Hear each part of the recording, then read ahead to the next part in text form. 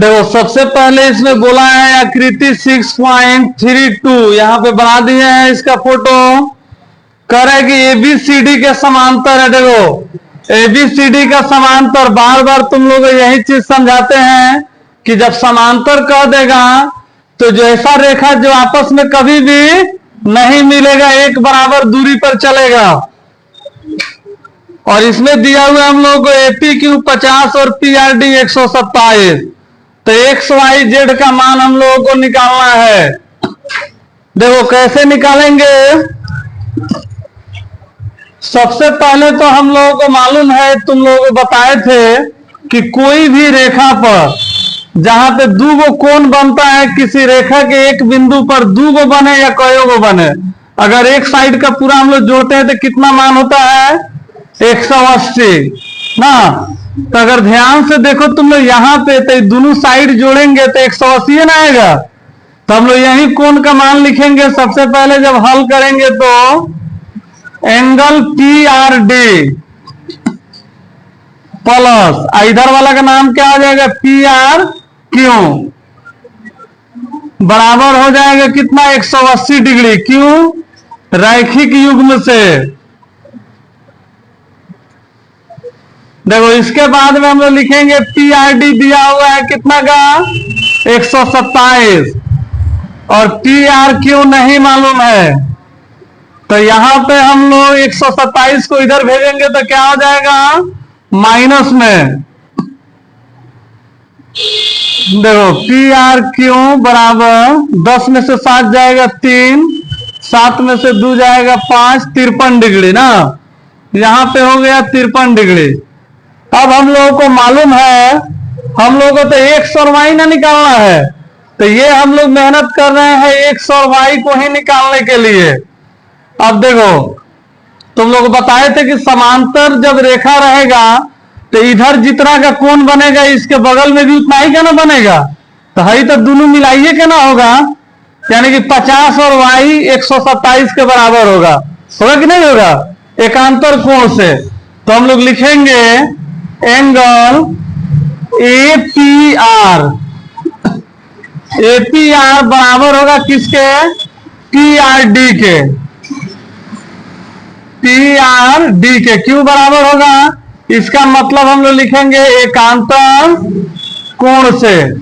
अब देखो एपीआर में कई गो कोण है, एपीआर है ये ना, दो गो काट दिया, एगो एपी क्यू और एगो क्यू पी आर।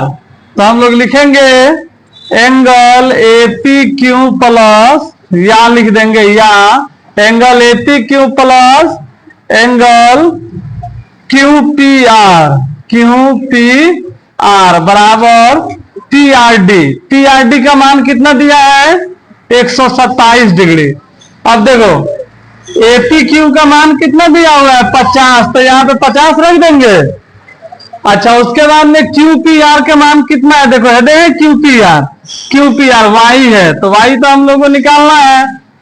अब यहां से क्या करेंगे हम लोग 50 को इधर लाएंगे ना, तो y बराबर हो जाएगा कितना 7 में से 0 जाएगा 7, 12 में से 5 जाएगा 7, यानी कि 77 डिग्री हो गया y का वैल्यू। यहाँ पे कितना हो गया 77 डिग्री। अब हम लोग निकालेंगे x का वैल्यू। तो तुम लोग बताए हैं, समझो सब पहले त्रिभुज के तीनों कोनों का मान कितना होता है 180। तो हम लोग लिखेंगे त्रिभुज पी क्यू आर में देखो कितना है x plus Y plus R बराबर कितना होगा 180 डिग्री। लिखेंगे हम लोग त्रिभुज के तीनों कोणों का योग, तीनों कोणों का योग। तो यहाँ पे x का वैल्यू तो हम लोगों को भी नहीं मालूम है, तो x इसी तरह रहने देंगे। y कितना हो गया है 77 और r कितना हो गया है इधर है 53 त्रिभुज के अंदर। या यहाँ पे r नहीं लिख के मान लो यहाँ पे ऐसे अगर लिख दो तुम लोग x प्लस वाई प्लस, देखो r तो इधर भी है तो इसका नाम लिख देंगे P R Q. P R Q उस तरह भी सही था। तो यहाँ पे 53 बराबर 180 तो x प्लस जुट जाएगा 7 3 10 के 0 हासिल 1 7 5 12 1 13। और इधर से हम लोग क्या करेंगे 130 को भेजेंगे इधर, तो ये कितना आ जाएगा 50। अब जोड़ के भी देखते हैं कि इसके अंदर 180 आता है कि नहीं आता है।